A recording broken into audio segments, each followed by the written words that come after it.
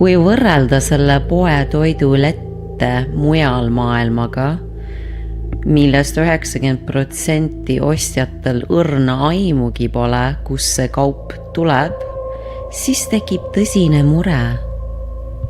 Kes on Selver? Kui võrrelda mujal maailmas olevate poodidega, siis Eestis on asjalood hoopis teistmoodi.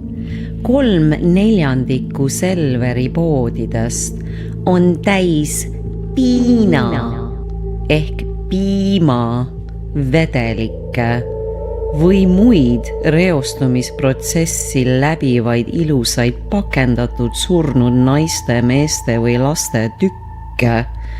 Ja kliendid, kes aastaid ostavad seda jama, täielikult veendunud, et nende toode on mahe ja toodetud nende heaolu ja tervise jaoks.